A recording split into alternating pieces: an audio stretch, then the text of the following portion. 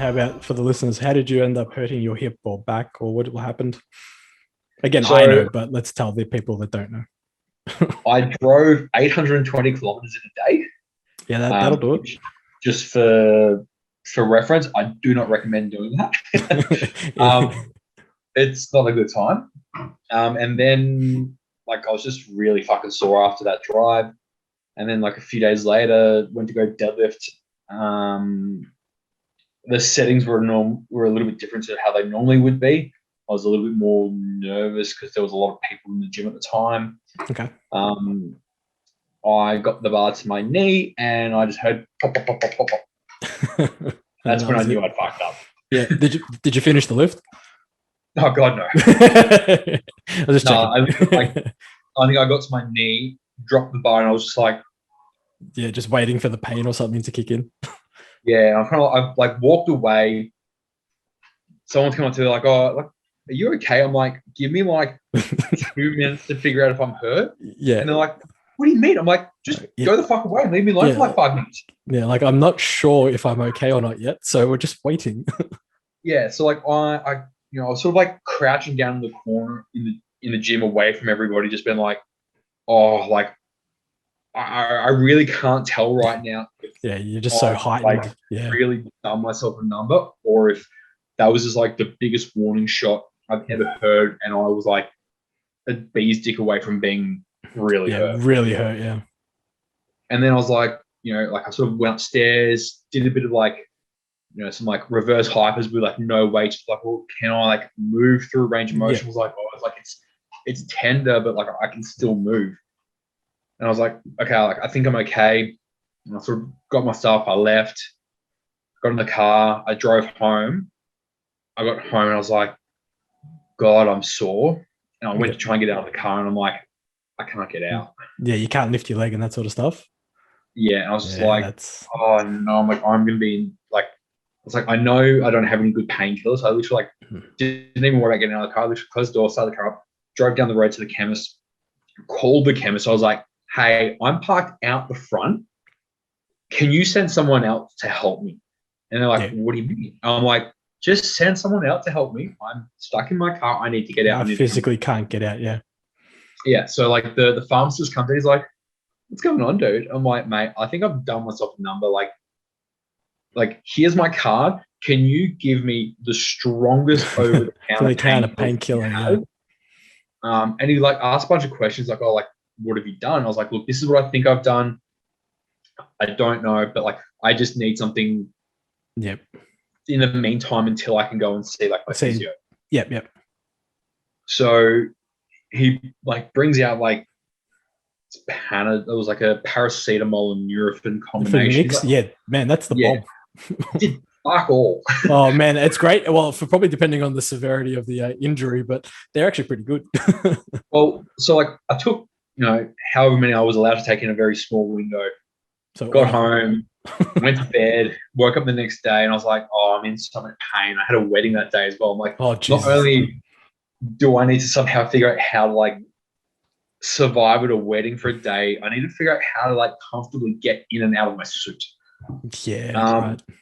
And like I rummaged through like my medicine cabinet, and I found these like painkillers I had from ages ago that were so far beyond expired. I was like, these might do the trick.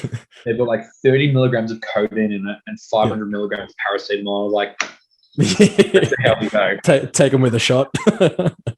Literally, I took one, poured myself a really healthy glass of whiskey, drank that.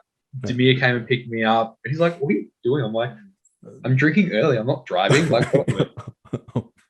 And you know that scene in Wolf of Wall Street when they take the drugs and they're like, oh, they're really old ones, and they're like taking it takes them ages to kick in.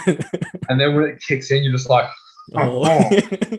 That's kind of what it was like, but it was a little bit of a slight opposite effect. So obviously being at a wedding, you have a few drinks, got a few drinks, and I was like, I feel sober as a judge. I feel fine. And then about an hour after I got home, I was sitting on the couch watching a movie. I was just like, So the real question is, did you take another one?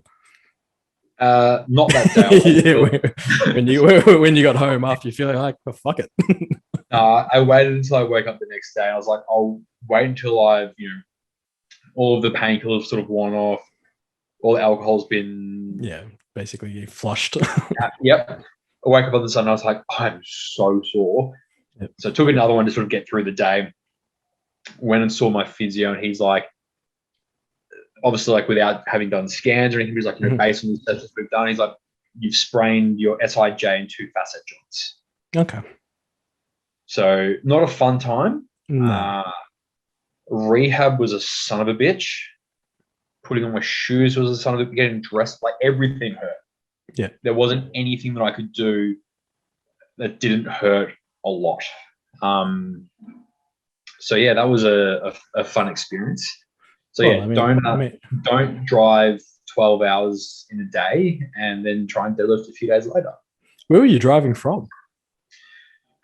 So yeah, here we go. I live in Clayton. Yeah. And I drove out to Geelong to pick my grandma up from my auntie's house. And then I drove my grandma home to Lakes Entrance. And I drove from Lakes Entrance back home. Okay, so Clayton to Geelong's a fair few. Yeah, fair enough. Well, that's like an hour and a half or so. Yeah, hour and a quarter, hour and a half. Geelong to Lakes Entrance. 5 hour drive from thingy to Lakes Entrance. Yeah. And it was like 3.5-ish hours home from there. And as I was driving home from Lakes Entrance, I was just sort of like sitting in the car. I was like I had cruise control on, just like I just kept like moving around in my seat trying to get comfortable, and it wasn't working. I was like, fuck, I'm already sore from this. I know I'm going to be in a world of hurt. Yeah. But I mean, like when I was warming up for my deadlifts, like nothing felt. Yeah, I was going to ask. Yeah. There wasn't really like things were moving a little bit slower than I kind of anticipated. I was like, it's not too, like, I'm not, there's no warning bells going off saying, like, don't do this. Yeah, you weren't feeling anything weird or anything. It was just a bit slower than usual. Yeah, like I did my last warm set. I was like, that like didn't feel like it moved as fast. I looked at the video. I was like, it moves at the speed it should move. And then literally, like, as I was getting ready to do my top set, there was a seminar being run at the gym, and like literally like 30 or 40 people just like walking to the gym. I'm just like, oh my God, there's so many people here right now. It was a little bit overwhelmed with how many people were there. I'm like, so like I waited a little bit until they all got like sort of into what they were doing, so that they weren't didn't have as much attention. I didn't want a crowd. Like, like I had like 265 on the bar, so it's not an unusually like heavy weight for me. It's something you've moved quite a few times. Yeah, like I could hit that for a set of 4. Like it's fine, but I was like, I just don't want people watching. Like I just want to. I just want to be able to do what I do, but I'd gotten so worked up from so much anxiety of having so many people there that literally, like, I did the rep. I'm like, I don't even remember doing the rep.